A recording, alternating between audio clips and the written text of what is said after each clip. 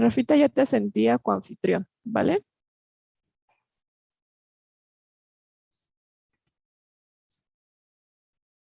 Ok.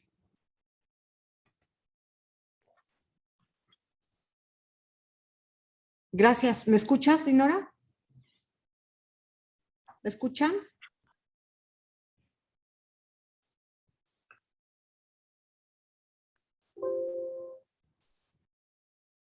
Chi.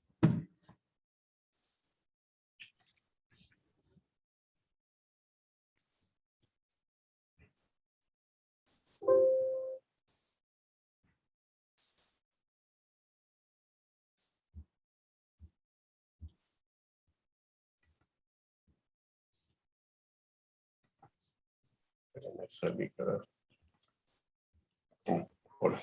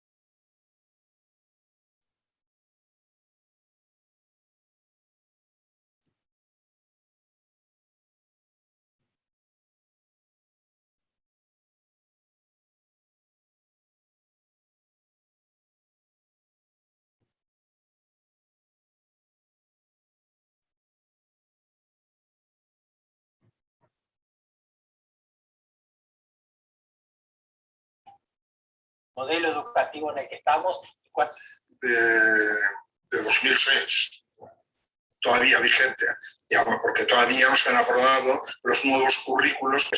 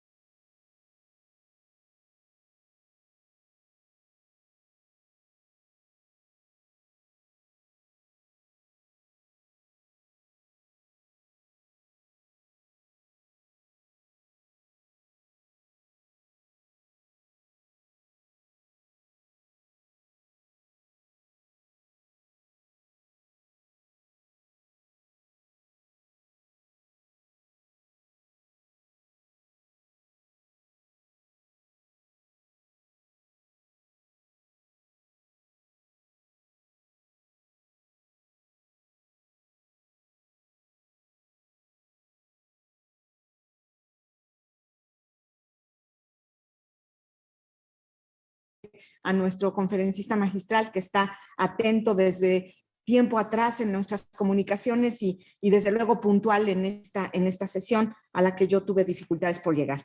Pero vamos a empezar y me voy a permitir leer una breve síntesis curricular de nuestro conferencista magistral, el doctor Claudio Rama, quien es investigador, conferencista y consultor en políticas y gestión de la educación superior. Concluyó estudios de economista, especialista en marketing, especialista en educación a distancia, máster en gerencia educativa, doctor en educación, doctor en derecho y tiene 4 postdoctorados. Actualmente es director académico de la Universidad de la Empresa, UDE en Uruguay, director del Observatorio de la Educación Virtual de América Latina y el Caribe de Virtual Educa e investigador de la Facultad de Educación de la Universidad de la Empresa, UDE en Uruguay. Es nivel 2 del Sistema Nacional de Investigadores. Fue director del Instituto Internacional de la UNESCO para la Educación Superior en América Latina y el Caribe, con sede en Venezuela. Rector del Instituto de Altos Estudios Nacionales de Ecuador, decano de la Facultad de Ciencias Empresariales en Uruguay, donde también ha sido director del Instituto Nacional del Libro. Director del Sistema Nacional de Televisión y vicepresidente del Sistema Oficial de Difusión, Radio, Televisión y Espectáculos del Ministerio de Educación y Cultura. Ha publicado 27 libros propios sobre temas de educación y decenas de artículos en revistas académicas. En 3 ocasiones por sus libros ha recibido el Premio Nacional de Letras del Ministerio de Educación y Cultura de Uruguay. Ha sido distinguido con 7 doctorados honoris causa por parte de varias universidades de la región. Lo que acabo de leer hace que ya no tenga yo que decir más nada y en todo caso vuelvo a agradecer al doctor Claudio Rama por su presencia, por haber aceptado participar en esta conferencia magistral del área de educación superior y bueno, nos trae un tema pues más que ad hoc a nuestros tiempos. Le doy la palabra, doctor Rama, adelante con su presentación. Muchas gracias. Bueno, muchísimas gracias, Norma. Es un enorme gusto participar en Comie. Es una conferencia de una respetabilidad y de una importancia en México y fuera de México, en la región, que es realmente un honor participar y presentar algunas de las reflexiones y algunos de los análisis de las investigaciones. Algunas de estos avances fueron derivados de un libro que ya hace un año publicó la UDUAL, de una reflexión, de un ensayo mío sobre la nueva educación híbrida, y sobre este contexto es un poco la reflexión que queremos plantear. Voy a poner unas láminas para que apoye la presentación de esta charla y a efectos de que podamos también visualizar un poco los paradigmas y las miradas que estoy teniendo en esta materia. ¿Se ve la lámina? Sí, se ven perfecto, gracias. Perfecto. La voy a poner en nivel completo, así se ve. Bueno, digamos, lo que vamos a intentar reflexionar es, en este marco, un análisis comparativo y al mismo tiempo un análisis crítico y de transformaciones de una mirada de la educación que no solo coteja y contrasta lo que es más tradicional, que es lo presencial contra lo virtual, sino que intenta analizar una relativa diferenciación de la educación entre los componentes sincrónicos, los asincrónicos y las nuevas miradas que tenemos de lo híbrido. De alguna forma, el paradigma empieza en esta discusión un poco focalizándonos en un análisis más crítico de la educación presencial. Con la pandemia hemos mirado mucho más en detalle las debilidades de lo que se pudo llamar educación de emergencia y muchas veces aún reconociendo la importancia de esta nueva dinámica que está adquiriendo la forma de transferencia de información a partir de la sincronía, no nos quita la necesidad de mirar un poco críticamente a la educación presencial para empezar. De alguna forma, lo que nosotros venimos sosteniendo es que la educación presencial es uno de los componentes de la desigualdad educativa.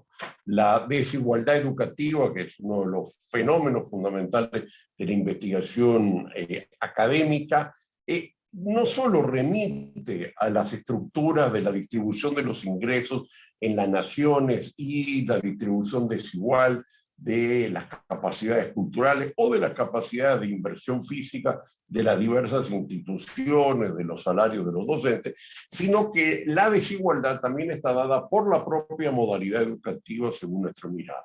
La educación presencial es un componente fundamental de la relativa desigualdad, dado la característica de la educación en términos de una forma centralizada.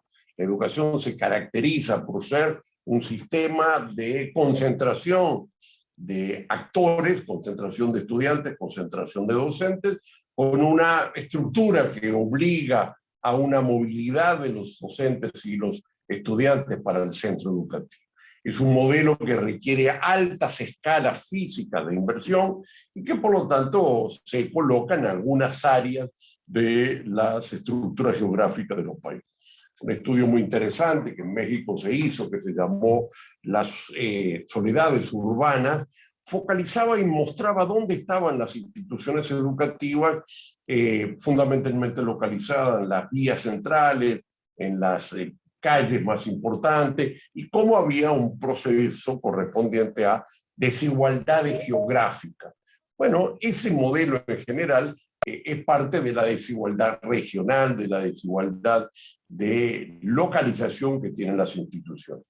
Pero además de esta característica que es la concentración física que obliga a la movilidad y por lo tanto están localizados en algunos lugares de los países las instituciones educativas, más allá de su tendencia a la democratización por la vía de la regionalización, también es que de alguna forma establece restricciones de acceso físico, en el sentido de que es un servicio, que es un bien público, pero tiene limitaciones en términos de la cantidad de personas que pueden ingresar, tanto ingresar al aula como ingresar a la institución. Si eso no se produce, o sea que hay un ingreso masivo, cae la calidad. Y por lo tanto pasamos de una desigualdad de cobertura a una desigualdad de calidad. Y esa es una de las problemáticas que efectivamente se plantea a medida que las instituciones aumentan su demanda y su posicionamiento, generan una demanda de acceso, hay que hacer restricciones para este acceso a base de cupos, evaluaciones, exámenes o incluso unas estructuras de costos de los aranceles, y eso provoca obviamente una exclusión social o una exclusión por capitales. A diferencia, si hay una apertura indiscriminada, probablemente lo que se genera es una desigualdad de calidad.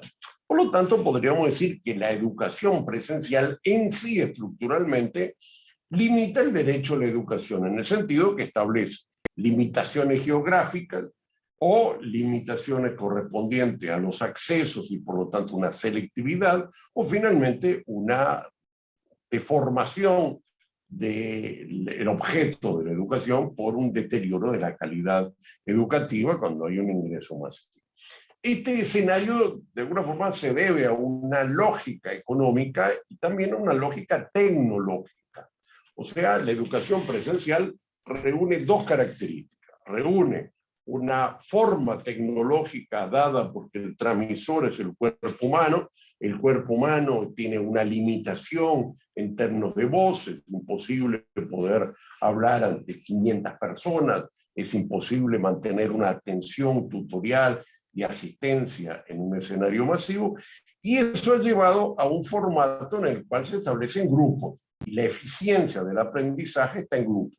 Hay una enorme discusión si los grupos son de 20, 15, 30, 40, obviamente es un escenario bien complejo de limitar, pero ha habido muchos estudios, pero en todo caso el escenario claro es que es un modelo presencial que se basa en grupos. Y por lo tanto, a medida que hay un aumento de la cobertura, se requiere un aumento de costos en términos de inversión física, de docentes, de infraestructura, de repositorios bibliográficos para mantener los mismos niveles de calidad. Esa es la ecuación correspondiente al escenario.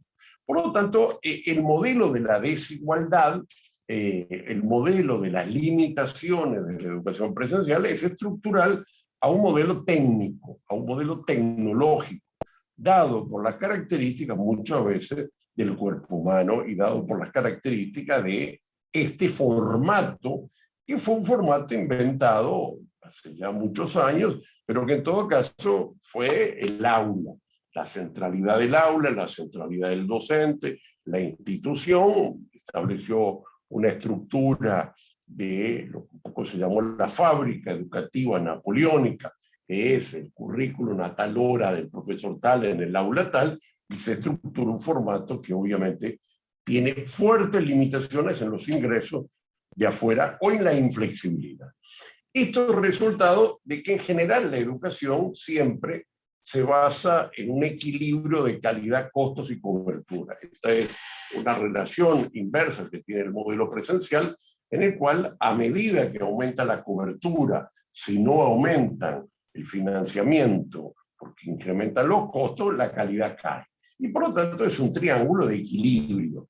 Este triángulo de equilibrio es un triángulo técnico, ¿correcto? No es un escenario de un triángulo político en el sentido que pueda ser resuelto por la mera decisión de los actores, sino que está claro que es una relación inversa. A medida que aumenta la cobertura, cae la calidad.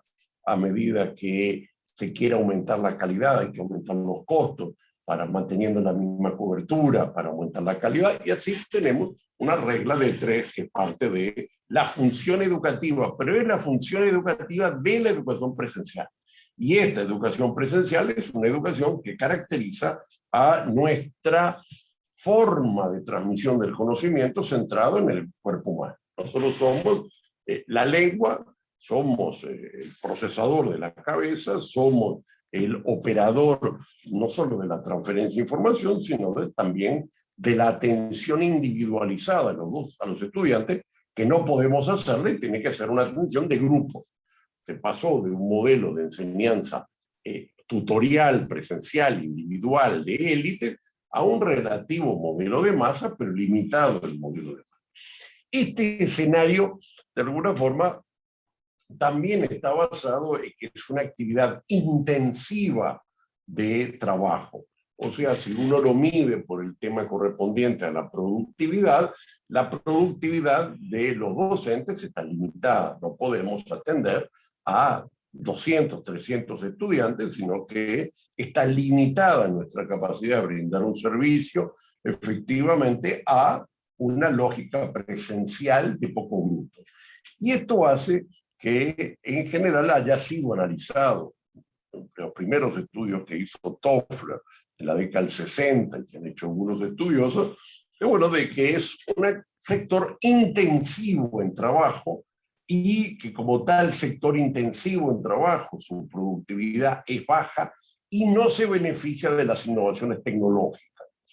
Esto tiene un escenario todavía mucho más complejo respecto a la forma de los salarios, la forma de la organización del trabajo, pero en todo caso, en general, lo que se basa es asumir de que mientras que un trabajador que produce zapatos en 1500 podía producir un zapato por día, y hoy con la máquina produce 500.000 zapatos por día. Pero nosotros, los docentes, hace 500 años teníamos una productividad similar porque no puedes atender 50 personas o 100 personas en un aula a la misma vez. Este modelo, que es un modelo tecnológico y técnico que no se beneficia de la productividad, de alguna forma es parte de un análisis de lo que son las actividades artesanales o de las actividades en vivo, ¿correcto?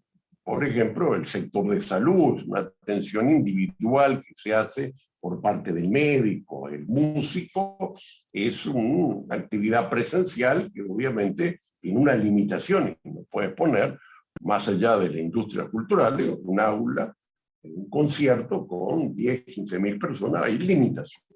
Y por lo tanto, de alguna forma, lo que estamos analizando son el conjunto de limitaciones que tienen las actividades presenciales. Estas actividades presenciales son la base correspondiente a la desigualdad, ¿correcto? Y propenden en general a una estructura tubular de enseñanza. De alguna forma, el modelo de cortes, el modelo de grupo, el modelo técnico ha ido desarrollando una limitada flexibilidad curricular, las opciones son poco viables, porque de alguna forma si tienes ya un grupo de 20, 30, 40 estudiantes y por lo tanto la flexibilidad y opciones es muy difícil de establecer, tiende a producir un sistema catedrático en el sentido de la transferencia de información en forma presencial y baja flexibilidad. Sin lugar a dudas, la flexibilidad aumentando, los estudios nocturnos o las sedes regionales, pero en general también el problema se basa en que estos modelos que se flexibilizan, las opciones que son nocturnas, fin de semana, intensivo o fundamentalmente sedes, subsedes y filiales, empiezan a tener menores niveles de calidad porque no tienen las infraestructuras, o sea, los costos correspondientes o el nivel de formación de los docentes.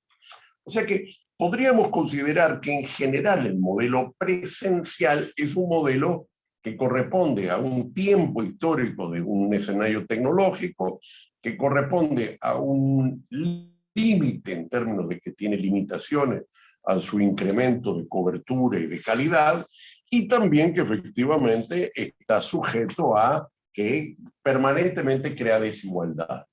Desigualdades, sobre todo regionales, desigualdades de acceso de sectores sociales y también la desigualdad de que una atención a un grupo, de alguna forma, es una atención que no toma a veces en consideración la diferencia de formación previa de todos los actores, de sujetos educativos, y por lo tanto las clases muchas veces hay una notoria problemática planteada cuando hay estudiantes de grupos sociales distintos, de capitales culturales diferenciados o de orígenes étnicos o culturales o de formación muy diferenciados. Y por lo tanto, también se van produciendo desigualdades en la propia dinámica del proceso de transferencia de la información. Y esta es una de las características estructurales del modelo tecnológico de lo presencial.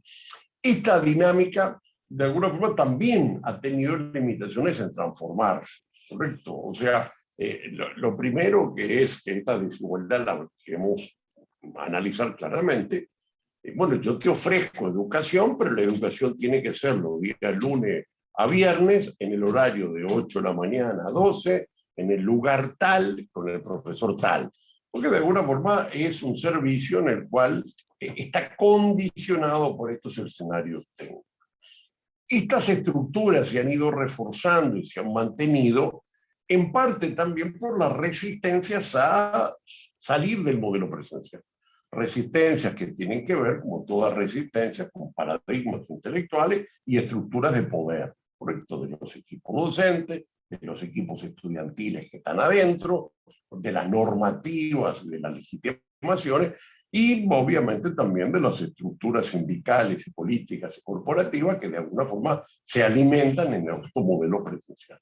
O sea, hay una lógica en la cual los modelos tienden a reproducirse, tienden a continuar, es lo que la teoría sociológica llama la paz dependencia, o sea, la tradición del pasado, y que de alguna forma luego se consolidan estas tradiciones en formas políticas, en estructuras jerárquicas, y han limitado históricamente la descentralización de las estructuras de gestión. Las instituciones en todos los países tienen una concentración geográfica muy fuerte en las capitales, como Colombia, el 87% de la cobertura en Bogotá, pero en Chocó, que es una de las regiones más pobres del país, es apenas el 8%. Y así todos los países tienen concentración de instituciones en algunas zonas, en algunas regiones, en algunos barrios, en algunos grupos sociales, y el escenario del acceso de los sectores del interior, de los sectores de menos ingresos, de los sectores que tienen limitaciones de movilidad física, etcétera, etcétera, hace parte de los análisis de la desigualdad. Los estudios sobre desigualdad de la educación superior, en general, son muy claros y son muy precisos, mostrando cuáles son los sectores afectados, y lo que hay veces no siempre son muy claros de que eso tiene que ver con el modelo presencial. ¿correcto? O sea, cuando uno analiza las estructuras de distribución y desigualdad, es muy fácil ver para las personas con discapacidad, bueno, porque las instituciones hay que trasladarse hacia ahí. O para las personas con limitaciones de movilidad por estar presa, también obviamente hay. Bueno, este es el modelo que empezó a tener una discusión y empezó a romperse, o se rompió muy fuerte con la pandemia, pero que si nos ponemos a analizar con profundidad, hoy nosotros no tenemos un modelo presencial, no digamos en la pandemia.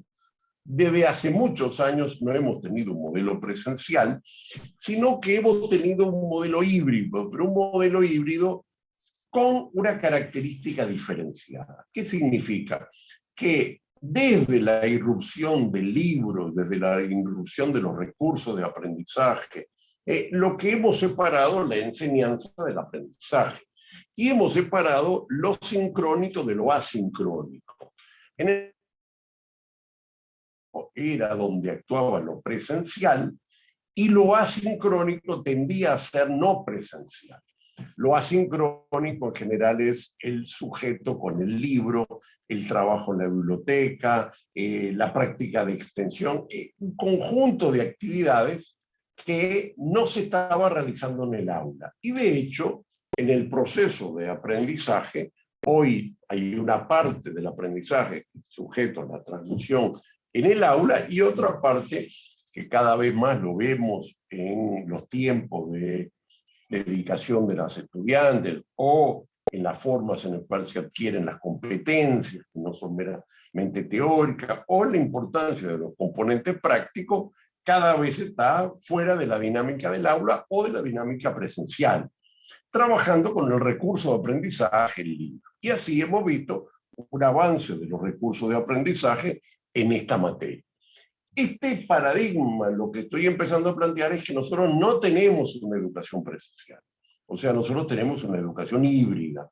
Desde que apareció el libro, que apareció la biblioteca, desde que empezamos a concebir también la necesidad de los ambientes de aprendizaje, los laboratorios, y empezamos a tener formas donde el aprendizaje no era meramente dentro del aula. En el aula, lo sincrónico presencial y un conjunto de actividades externas. Esto nos fue separando lo que es la actividad sincrónica de la actividad asincrónica. Obviamente, cuando no había el libro, no había recursos de aprendizaje, no había laboratorios que pudieran tener de autotrabajo, lo dominante era el docente en todo sentido.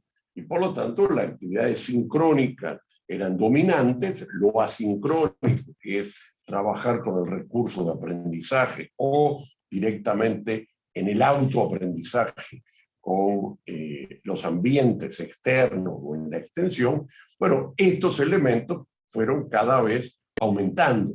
Y por lo tanto, ese modelo que podríamos haber analizado al comienzo, extremadamente, exclusivamente presencial, ha ido cambiando.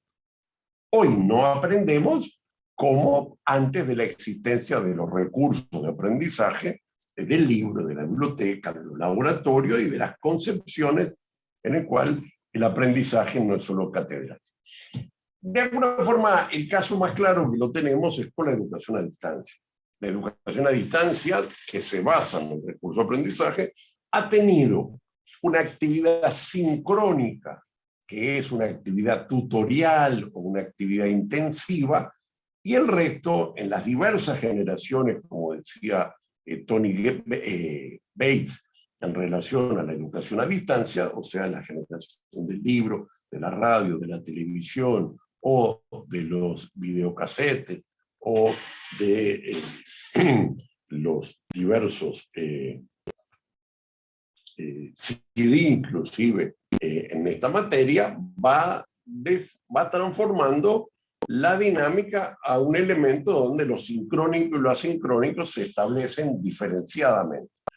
Lo asincrónico es el trabajo con el recurso de aprendizaje, que ha ido avanzando a medida que los recursos de aprendizaje han sido mejores, a medida que ya no estamos hablando del libro de Gutenberg, sino la rotativa, la imprenta, a medida que los libros ya no son libros, sino libros de texto, que agregan glosarios, resúmenes, síntesis, a medida que vamos entrando también en nuevas formas que transfieren información y que son muy eficientes, como la imagen o el sonido, y por lo tanto, de alguna forma, el aprendizaje se va basando más en lo asincrónico que en lo sincrónico, que lo sincrónico, en el caso de la educación a distancia, se transforma en conferencias, en tutorías, en síntesis de algunas acciones que hace el docente, pero que el aprendizaje está basándose en lo asincrónico. Esto en la educación a distancia pasa lo mismo que en la educación presencial.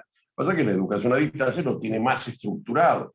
El bajo participación de la actividad presencial, esto es hasta que llega la educación virtual. Queremos marcar que vamos a tener un cambio significativo con la digitalización y con la virtualidad.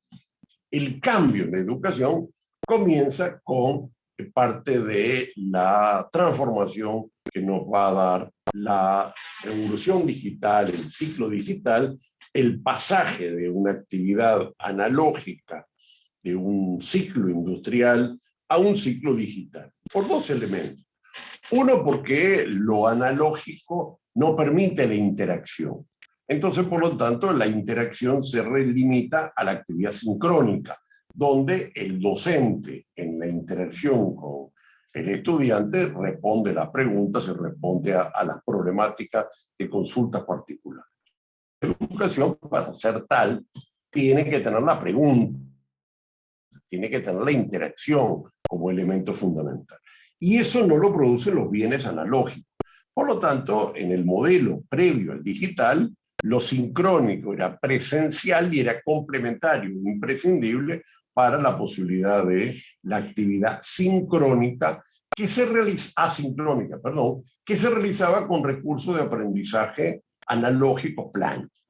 Bueno, lo digital va a cambiar el juego. Lo digital va a cambiar de alguna forma la posibilidad, primero, de tener interacciones en tiempo real a través de la plataforma. Y eso es parte del comienzo que nos empezó a plantear la inicio de una lógica de la virtualización en el primer momento con tutorías virtuales que podían ser presenciales en la plataforma, por lo tanto sincrónicas, pero a través de una plataforma y por lo tanto con una espacialidad que permitía llegar a los hogares, o de alguna forma incluso un proceso correspondiente a donde la sincronía, o sea, los recursos de aprendizaje, eran empaquetados con convergencia, con sonido, imagen y texto, e incluso automatizados como los mods.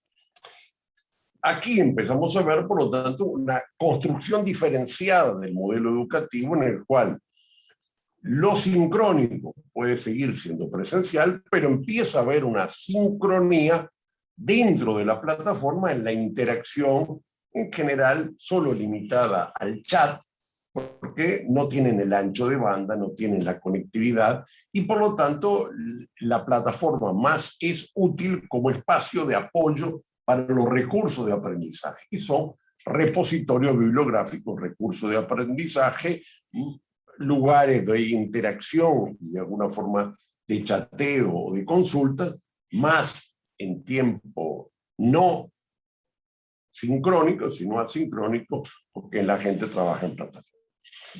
Esto empezó a desarrollar una nueva modalidad de educación, que es la educación virtual, y básicamente es el cambio que existía antes de la pandemia, la dinámica que estaba articulando una forma en la cual estábamos teniendo un modelo sincrónico presencial y un pequeño modelo virtual con algunos componentes sincrónicos, sobre todo en el chateo, pero fundamentalmente apoyado en la actividad asincrónica de los recursos de aprendizaje. Esto es hasta la llegada del streaming, en lo que hoy es el Zoom, que es parte de una nueva tecnología que nos va a ir dando la actividad sincrónica en tiempo real, en distinto lugar, pero en el mismo tiempo histórico, a través de las redes, que es el Zoom expresamente. El streaming es una transmisión digital de contenido multimedia que es continua relativamente, porque de alguna forma no hay una transmisión continua, sino que hay paquetes que se van transfiriendo a través de las redes de Internet, y en la computadora hay un pequeño buffer que lo que hace es acumula. Pero tenemos una sensación de continuidad.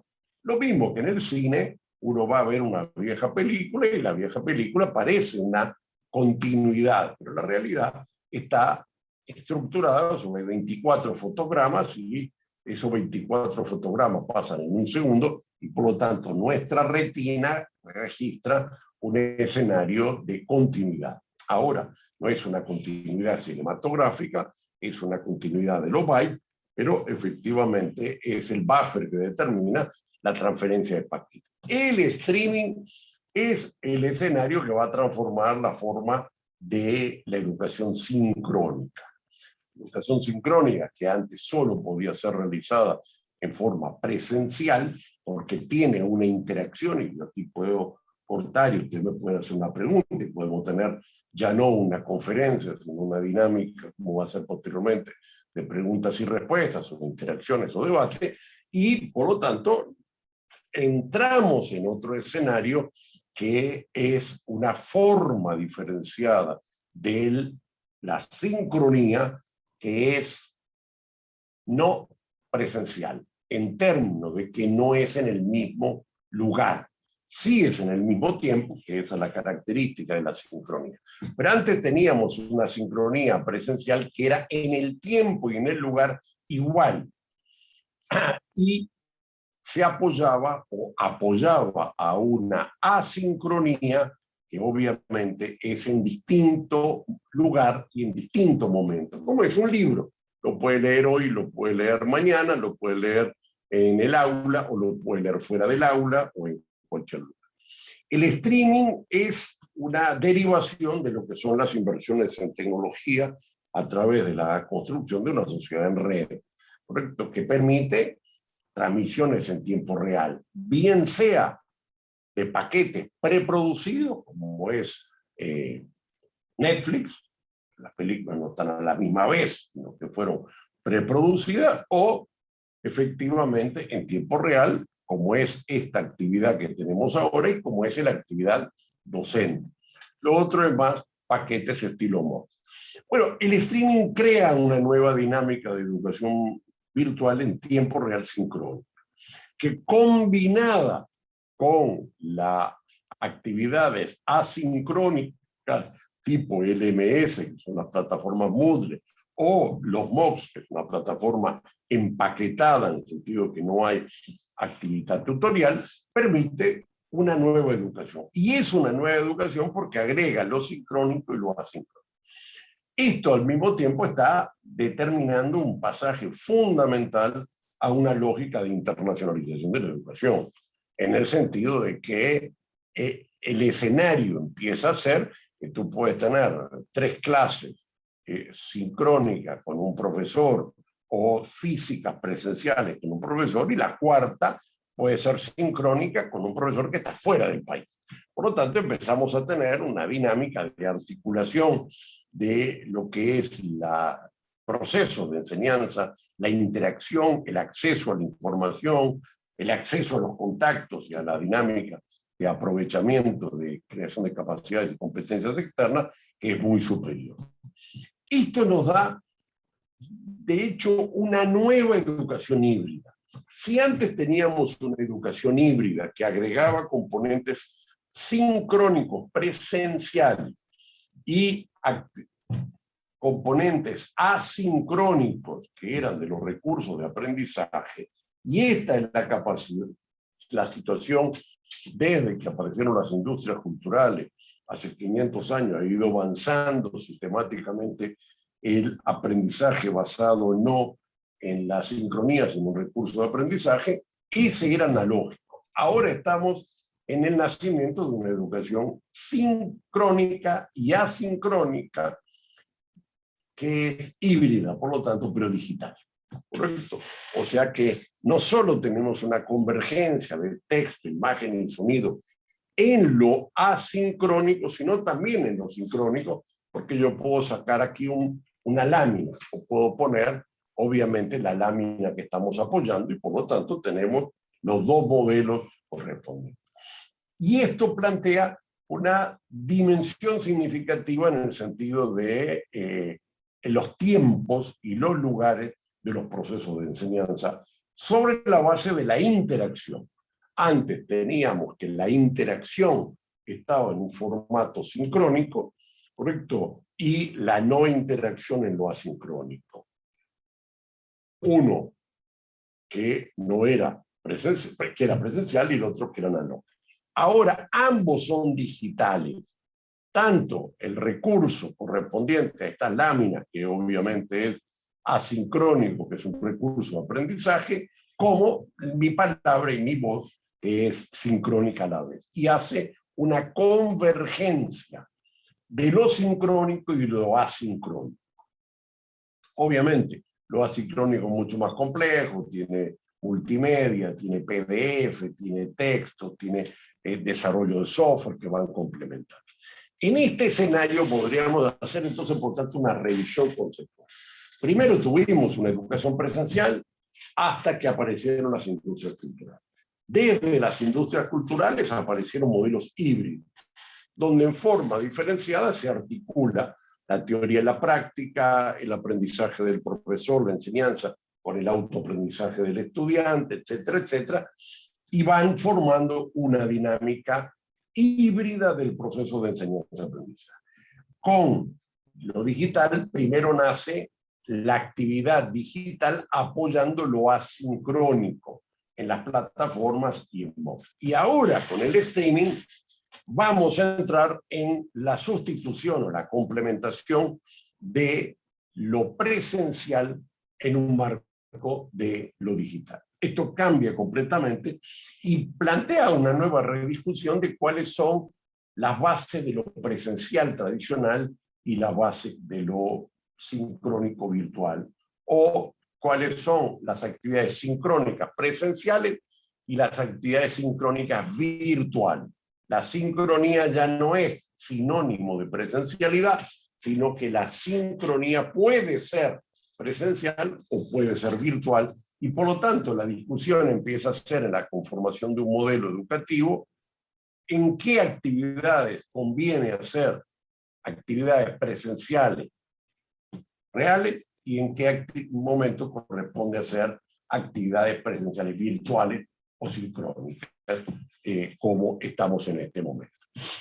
En ese sentido, mi visualización teórica es que la educación híbrida digital es una educación híbrida, como todas las educaciones, en el sentido de mezcla de variedades, de didáctica, de pedagogía, de modalidades, pero en un ambiente totalmente digital. Y que es tanto sincrónico digital como asincrónico digital. Y no solo asincrónico digital, sino también empaquetado en MOOCs que pueden tener preguntas y respuestas, totalmente incorporado. Bueno, esta es una nueva educación virtual. Es una educación que integra y por lo tanto tiene forma de gestión mucho más compleja, mucho más diferenciada, que mezcla lo sincrónico, lo asincrónico, lo automatizado y también lo que es manual o presencial, ¿correcto? Y el tema es la articulación. Plantea cómo es el currículum diverso, cómo se articula la movilidad dentro de este escenario, ¿correcto? En el cual puedes tener una actividad que te traslades a la institución o puedes no trasladarte a la institución, puedes trasladarte de la modalidad sincrónica virtual a la modalidad asincrónica virtual en formas muy diversas. Y esto nos plantea no solo una diversidad de gestión, sino también la complejidad de las tareas docentes. O sea, el docente que es tutor o el docente que es catedrático, o el docente que es de apoyo para el trabajo con los recursos de aprendizaje o para el trabajo colaborativo, o el docente que es docente de práctica. Y así empezamos a tener que el tipo de trabajo docente, que era un trabajo caracterizado para la educación sincrónica, presencial, empieza a tener su complejidad y por lo tanto las competencias diferenciadas van a requerir procesos de formación diferenciados o carreras docentes diferenciadas. Esto es una nueva dinámica que es parte del avance de lo que se ha ido conceptualizando como el aprendizaje basado en las teorías conectivistas, en las teorías de la neurociencia, en la diversidad de sinapsis y en la diversidad de conexiones y de ambientes de aprendizaje en red. Es parte también no solo de una realidad técnica o de una realidad de las demandas, de una realidad de inversiones tecnológicas enormes en conectividad que permiten un aula global, la desaparición del aula tradicional hacia una aula en red, sino también lo que es la articulación a grandes lógicas empresariales.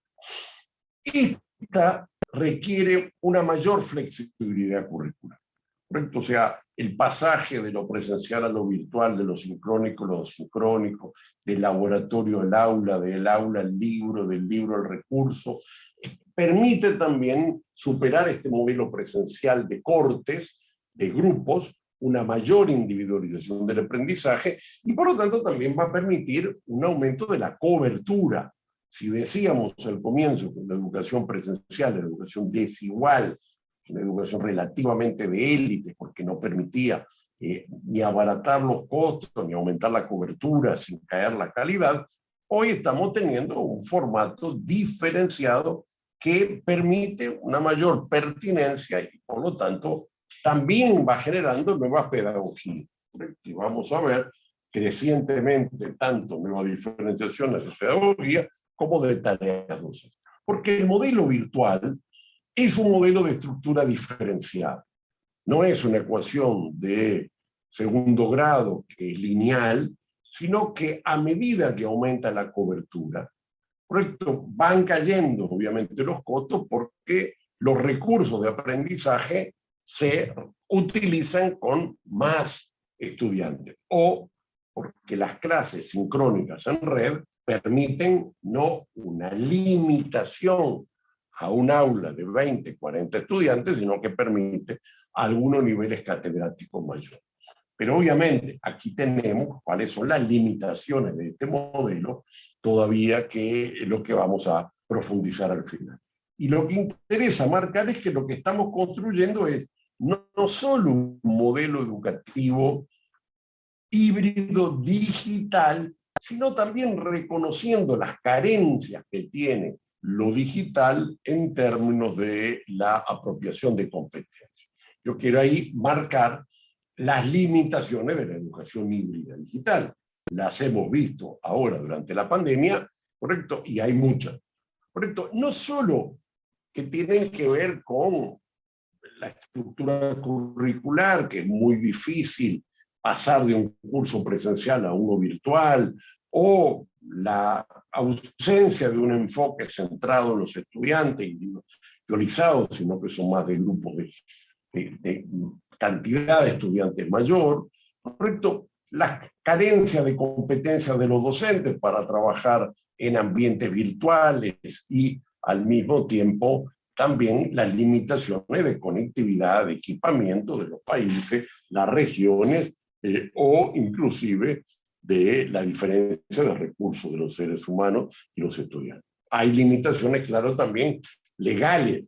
O sea, uno tiene un registro calificado en algún país para presencial, por lo tanto empieza a ser hoy contradictorio cómo estamos teniendo lo presencial, si esto es presencial o no es presencial, y hay claramente una rigidez de los viejos formatos que separaban lo sincrónico de lo asincrónico. O todo es sincrónico presencial, o todo es asincrónico en plataforma, o tiene mitad-mitad, en una cosa muy imprecisa también de definición. Hoy es todavía más complejo porque tienes unas combinatorias mucho más amplias.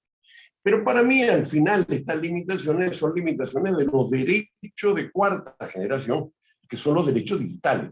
O sea, el ancho de banda es imprescindible porque el streaming requiere que tengas el ancho de banda igual al ancho de banda en el cual se transmite, porque si no se producen los delays. Y por lo tanto, el ancho de banda se transforma en un escenario imprescindible. Y ahí estamos hablando de lo que son los derechos de cuarta generación.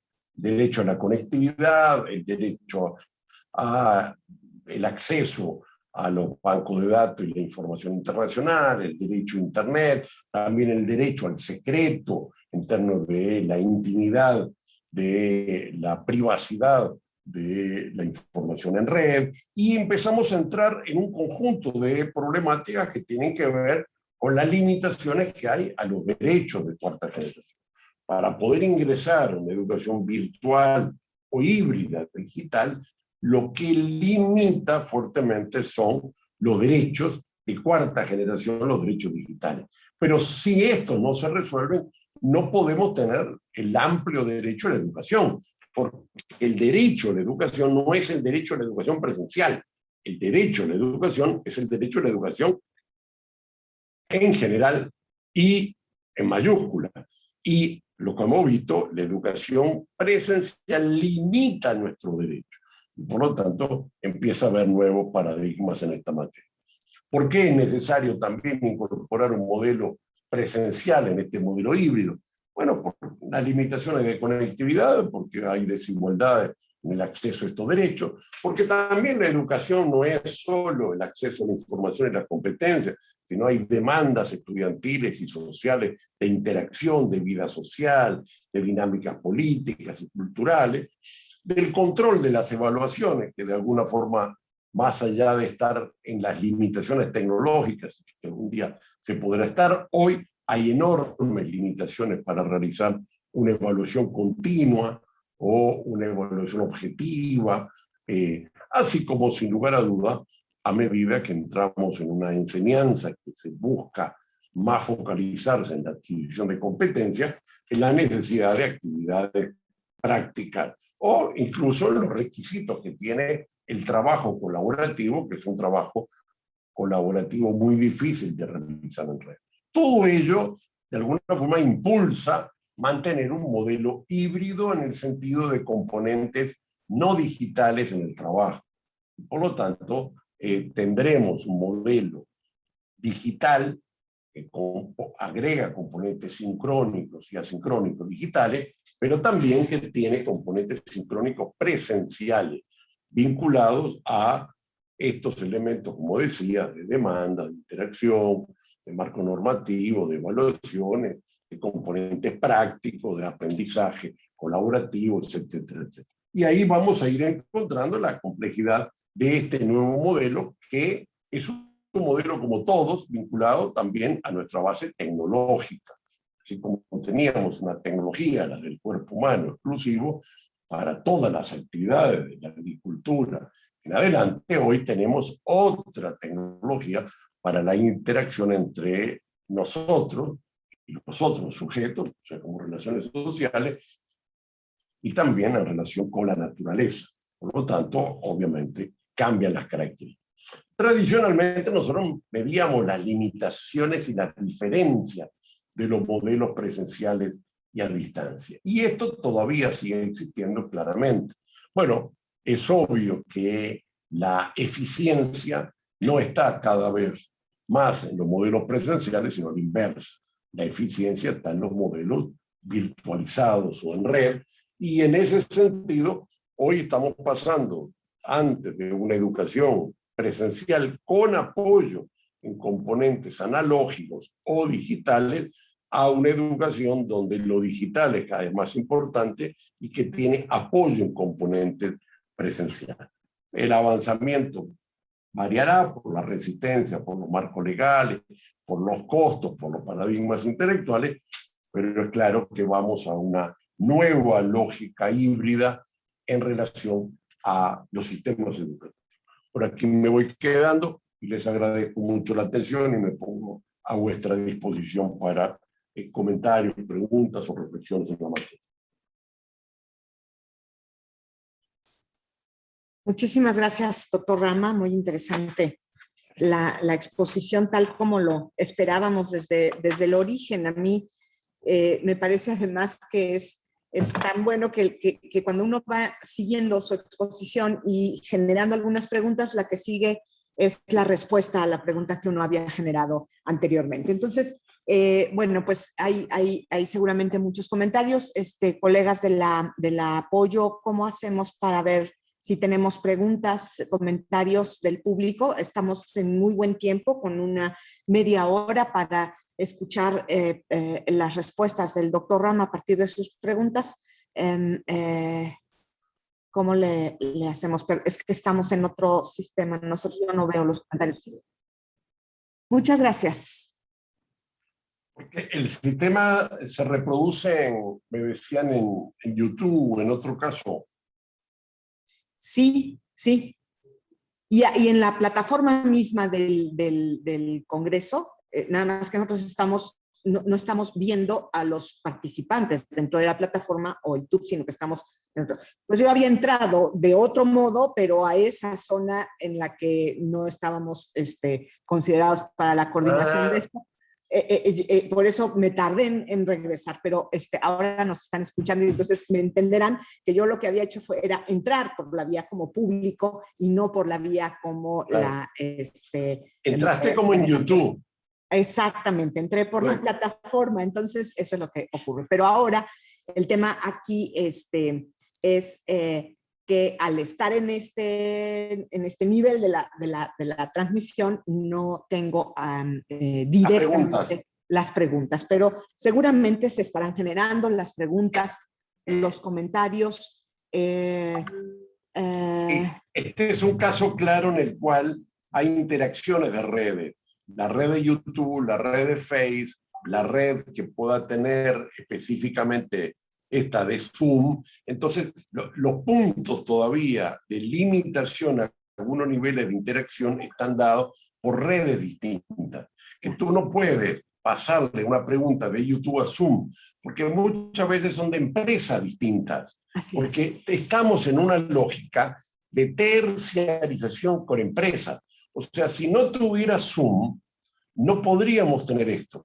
Si no tuvieras la empresa de Google, no podrías tener tal otra cosa. Si no tendrías la de Facebook, no tendrías tal otra cosa. Estamos en una educación que está sujeta y condicionada a alianzas de terciarización o de compra de servicios con redes. Y al mismo tiempo sujetos a la compatibilidad e incompatibilidad de los modelos de negocios de cada una de las redes. Claro. Él limita cómo articula lo sincrónico y lo asincrónico. Exacto. Y aquí el tema tan claro es que por lo menos aquí, y eso es obvio ahora con esto que nos está ocurriendo en este momento, el cambio al que hablamos, el cambio digital, no solamente el tema híbrido de origen, sino el cambio a la digitalización, todavía no alcanza a cubrir, digamos, a manejar con toda claridad algunos asuntos y por ahí se nos dificulta. Tenemos dos comentarios o dos preguntas. Tal cual preguntan, dicen, ¿cuál es la diferencia entre modelo híbrido y modelo multimodal? Y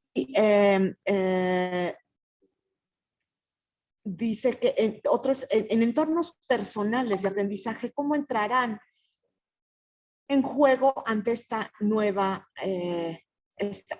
realidad? En entornos personales de aprendizaje, ¿cómo entrarán en juego ante esta nueva normalidad? Bueno, primero sí. La multimodalidades es una educación híbrida. O sea, cada vez la hibridez se va haciendo cada vez más compleja y antes teníamos modelos bimodales porque creíamos que había solo dos modalidades. A medida que aumenta el desarrollo tecnológico, estamos teniendo multimodalidades y van a seguir avanzando. O sea, en cualquier momento ya está funcionando, por ejemplo, la holografía Y bueno, y esto implica otro escenario correspondiente a algunas modalidades que se transforman a veces en perfiles de oferta de las instituciones. Creo que vamos a una educación de la diversidad.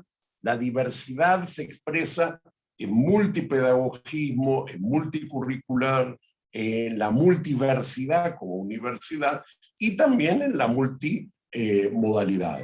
La multimodalidad es una de las formas en la cual se articula lo híbrido. Y lo híbrido no es solo de modalidades. Lo híbrido es que cada modalidad pudiera permitir también diferentes pedagogías. Porque si tú tienes una pedagogía que esta es la misma que vamos a hacer en una presencial, que es la catedrática, bueno, estás teniendo diversa modalidad, pero igual pedagogía. Y se supone que el modelo tiene que tener multimodalidades, pero también tiene que tener hibridez, que implica multipedagogismo, multididáctica, multidiversidades de otros enfoques. Por lo tanto, lo híbrido para mí es más amplio que lo multimodal.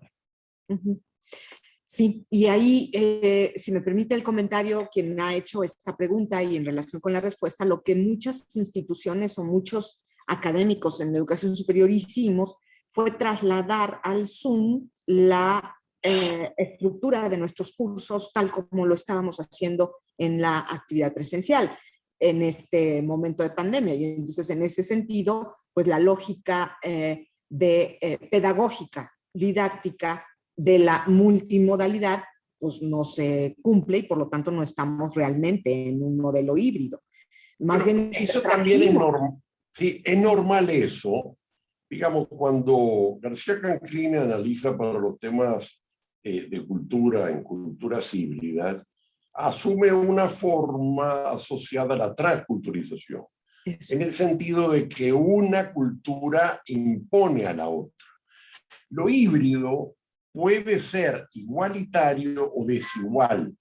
Lo híbrido puede ser impuesto o consensual. Lo híbrido puede ser equilibrado en función de determinado fin. Lo que acontece al comienzo es que lo híbrido es la imposición de un modelo por nuestro paradigma, por nuestras tradiciones, por el marco legal, y no el análisis coyuntural y casual de la especificidad de cada caso. Nosotros tenemos que construir una pedagogía para lo digital que es diferente a una pedagogía para lo no digital. Claro, claro. Tenemos 1, 2, 3, 4. Todavía tenemos varias preguntas. Se están llegando preguntas. Voy a proceder. ¿Qué importancia tiene generar ambientes híbridos de aprendizaje en universidades? Voy a juntarlo con esta otra pregunta, si usted me permite, doctor.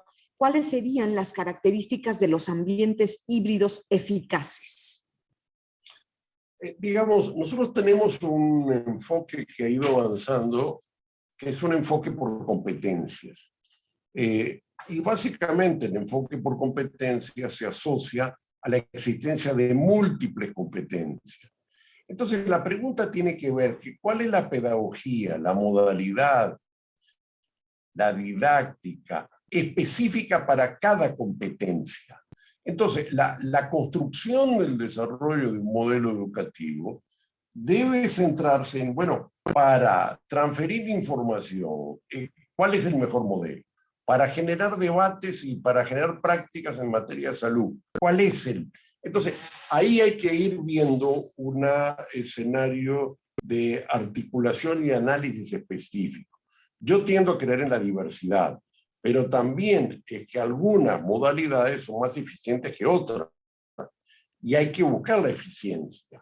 O sea, para transferir información, bueno, tal vez sea mucho mejor un MOOC que un docente. Y el docente sirve para otra función, y el tutor sirve para otra. Entonces, eso tiene que ver con una visión más de eficientismo en términos de, bueno, ¿por qué tenemos que tener 4 años para conseguir una licenciatura si la podemos saber con más eficiencia sacarla en 2?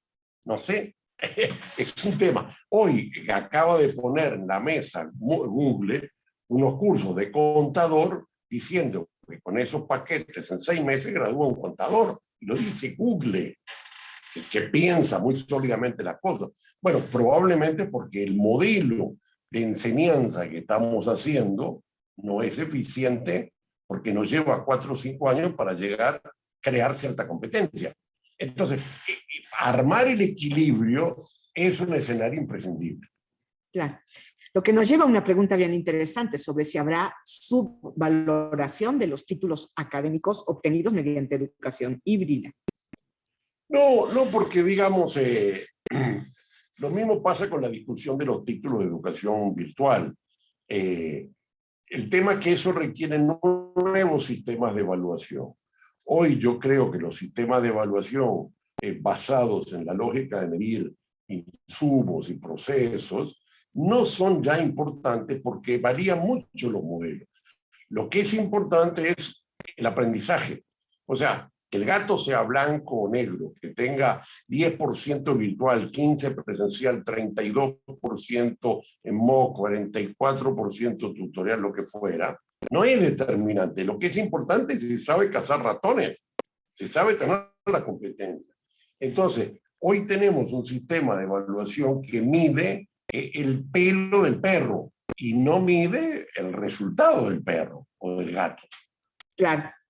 Y parece que nos están hilando las preguntas perfectamente, porque aquí hay una pregunta de cómo se puede valorar esas competencias que puede generar la educación en el alumno, en la educación híbrida. Las competencias sí hay mecanismos de medirlas, ¿correcto? Y las competencias se miden, esa es la característica de la competencia, ¿correcto? O sea, la estructura que empieza a analizarse, si podemos medir competencias a través de sistemas de múltiple choice, a través de evaluaciones tradicionales, claro que no. Bueno, habrá que irse desarrollando los mecanismos para medir las competencias, que efectivamente el tema es, no es posible evaluar competencias si no se enseña por competencias. No es posible evaluar con una sola modalidad si se requieren competencias diferenciadas que requieren, por lo tanto, modalidades diferenciadas. En todo caso, la conformación de un modelo híbrido está asociada a la flexibilidad de las instituciones. Y ahí es hasta donde las instituciones tienen que tener una autonomía suficiente para desarrollar en función de su campo disciplinario, su misión y su visión, cuál es el perfil. Porque lo que está pasando es que en muchos ámbitos los gobiernos, los registros calificados, los sistemas de evaluación y acreditación, o inclusive hasta las leyes en algunos países, son tan rígidas que efectivamente no permiten incorporarse a las nuevas realidades. Muchos países tenían prohibición, por ejemplo, de hacer enseñanza de derecho en forma virtual. ¿Por qué? Bueno, corporativo, porque efectivamente se va produciendo una sobreoferta. Pero esta discusión tiene que ver con la sobreoferta. México tiene 500,000 de desempleados universitarios, una tasa enorme.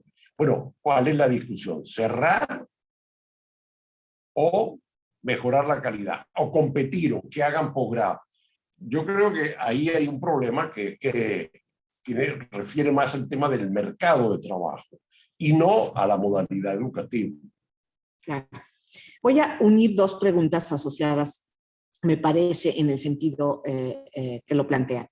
Por un lado, si podría referirnos a algunas fuentes de información recientes sobre los efectos, usos, beneficios que esta nueva educación híbrida digital ha tenido en el contexto iberoamericano en este periodo de pandemia.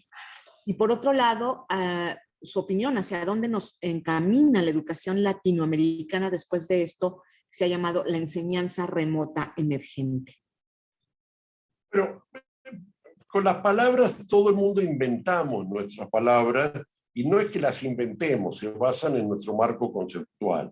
La educación remota de emergencia fue una palabra que empezó, creo que vino desde la propia IESAL, que me tocó dirigir hace muchos años, que puso una palabra un poco venida de Europa y que era medio crítica de un poco esta modalidad. Ahora ya estamos en ver que ha sido muy positivo. O sea, el problema es la educación media, la educación base, que no han tenido esta tecnología de streaming para mantener el proceso de aprendizaje. probablemente esta requiere ser híbrida y no solo una educación virtual de streaming. Yo ahí pongo la diferenciación. Una cosa es una modalidad de educación virtual, que es el streaming, que es la que hemos hecho estos años. Pero la educación requiere, para ser tal, una diversidad de modalidades. Y por lo tanto, el streaming tiene limitaciones, porque requiere, así como tiene limitaciones la educación presencial, también esta requiere otros componentes complementarios. Pero en todo caso, la educación que tuvimos en la región fue maravillosa porque permitió seguir el proceso de enseñanza, a diferencia del caso de la educación preescolar, que se paró, porque no tenían otra forma. Y allí es obvio que esta educación streaming ha sido realmente muy positiva. Emergencia, porque efectivamente fue emergencia, pero yo también diría que podemos usar la palabra emergencia en el sentido más de Kuhn, de la emergencia de un nuevo paradigma. Es un paradigma emergente, no en términos de una ambulancia, sino de algo que nace. Y por lo tanto yo diría que la palabra emergencia habría que mirarla como algo que nace. Y esto es un punto de cambio. La pandemia es un punto de cambio, en el mejor sentido de acepción china, de que algo que va terminando y algo que están haciendo. Y es obvio que la pandemia aceleró procesos en curso y aceleró la disrupción digital. Tengo dos preguntas más, doctor, si me permite. ¿Cuál sería en este modelo híbrido la nueva función del profesor? Bueno, primero, el profesor habla de uno solo, y yo creo que es los profesores. Hay una frase que es: para enseñar a un niño se necesita un pueblo, muy africana, que nosotros que concebimos todavía un profesor, cada maestro con su librito. Y bueno, yo no creo que para el proceso de enseñanza se requiera un solo profesor. Se requiere una diversidad de tipologías o tareas. O sea, eso tiene que ver con la división social y técnica del trabajo en la mirada de, digamos, de Durkheim, que es: antes había policías. Toda la actividad de seguridad la hacía un policía. Ahora hay policía de tránsito, policía de droga, criminalística, policía interna, etcétera. Se va generando la división técnica y social del trabajo. Bueno, en educación pasa lo mismo. O sea, el tutor, el especialista curricular, el diseñador instruccional, el técnico en informática, el coordinador, etcétera, etcétera, habla de un conjunto de tareas para el proceso de enseñanza. A medida que se complejiza, que se amplían los conocimientos, que amplía el saber en materia pedagógica, curricular, didáctico, que se diferencian inclusive estos campos epistemológicos, se requieren tareas muy diferenciadas. Por lo tanto, yo digo muchas tareas. Lo que probablemente falte es muchas más diferenciaciones. Hoy un médico no se sienta a hacer atención a un niño si no es pediatra. Bueno, en salud, en educación hemos avanzado. Entonces, bueno, empieza a haber especialistas en educación especial, especialistas en preescolar, y seguiremos teniendo cada vez más diferenciaciones, y el tema es la articulación de trabajos en equipo. Muy bien. Última pregunta que tengo yo aquí registrada: ¿de qué manera el modelo híbrido limita el derecho a aprender? Bueno, yo creo que es al contrario. O sea, lo que limita el derecho a aprender es el modelo presencial. Porque si yo tengo que subirme a un autobús y recorrer la avenida Insurgentes en el DF, por ejemplo, la más larga del mundo, y tengo que ir a la UNAM, que está allá al final, bueno, ya tengo una hora. Entonces, o dos. Una vez me acuerdo que tuve que ir a la UNAM 2 veces en el día y estaba prácticamente cerca del Zócalo. Fue una tortura. O sea, entonces, el escenario de lo presencial es limitante. Hoy las ciudades son ciudades muy complejas. Y por lo tanto yo digo que hemos descubierto cada vez más las limitaciones de lo presencial. Vas a una universidad que tienes una hora y al final el profesor no llega o falta. Creo que estamos en una dinámica donde lo presencial está clara sus desigualdades, sus limitaciones. Pero todo el mundo va a la universidad porque es interacción social, capacidad de conseguir pareja, afectos sociales, actividades políticas, otras actividades recreativas, turísticas, de cultura, deporte, salud, alimentación, que van complementando. Pero es necesario relativizar la eficiencia de cada modalidad. Muy bien, pues al parecer, según nos indican aquí la lista de preguntas, hemos agotado las preguntas del público y bueno, pues no me resta más que agradecerle mucho su participación en este congreso, doctor Rama, agradecerle mucho su disponibilidad a responder estas preguntas. Estaríamos dando lugar a otros eventos. Se cierra directamente el tiempo para nosotros a las 11:20, a las 11:30. Tenemos unos minutitos más. Yo quisiera formularle en estos minutitos una última pregunta, si usted me permite, y que tiene que ver con esta parte de las limitaciones.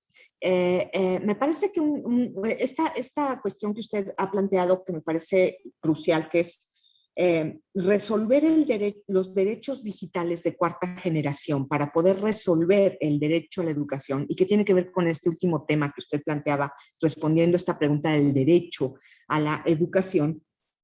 ¿Por dónde empezar en este planteamiento? ¿De qué estamos hablando en términos de la necesidad de resolver o de atacar el tema de la limitación de los derechos digitales de cuarta generación? Es inversión. Digamos, el tema central empieza con que la educación es un derecho humano. Y eso se ha basado en lo que es las constituciones de los países, que permitían y facultaban el derecho a enseñar y a educarse. Y este era el primer ejercicio del derecho de primera generación, que era: yo tengo derecho a educar y tengo derecho a enseñar. Y a partir de allí tiene que ver con las libertades. Posteriormente se desarrollaron los derechos de segunda generación, que tienen que ver con los derechos sociales y económicos, ya no tanto los derechos políticos de la primera, que es: para que yo pueda ejercer mi derecho, el Estado tiene que promover instituciones educativas, permitir el acceso a la formación, generar la gratuidad en varios niveles, generar sistemas de becas, incentivos. O sea, hay una responsabilidad del Estado para que yo pueda ejercer mi derecho a la educación. O sea, los derechos fundamentales, el derecho de primera generación. Cuando hablamos de los derechos de tercera generación, empezamos a entrar en también internacional, que es: para yo poder ejercer mi derecho, tengo que tener acceso a la educación internacional, al conocimiento en otros países, a los estudios de lengua, a la bibliografía comparativa.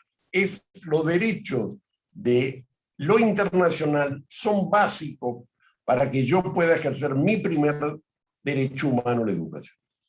Y el cuarto derecho a la educación empieza a ser los derechos digitales. Y yo no puedo acceder a mi derecho de educación ya no solo si tengo el Estado, ya no solo si tengo la comunidad internacional, no, si tengo los derechos digitales, la accesibilidad, el ancho de banda, la formación en materia digital, la posibilidad, etcétera, etcétera, que tiene que ver con el mundo de las redes.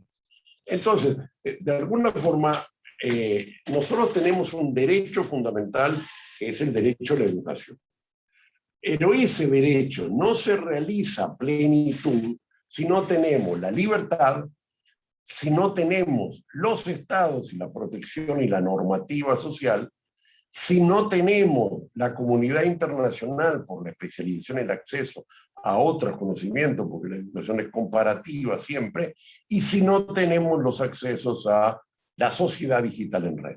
Por lo tanto, de alguna forma lo que hay es que sin esa base acumulativa, derecho internacional y obviamente primero la libertad de que alguien pueda enseñar, porque si le prohíbo a alguien enseñar o le prohíbo a alguien aprender porque es mujer, porque es negro, porque está preso, por lo que fuera, obviamente no tiene su libertad. Entonces, el derecho en esta materia es un derecho acumulativo y va formándose nuevas plataformas, nuevos sustratos geológicos, podríamos decir, que van conformando este derecho que en el contexto de la sociedad digital obviamente pasa a tener componentes vinculados a las nuevas tecnologías de comunicación e información, porque la sociedad es en red.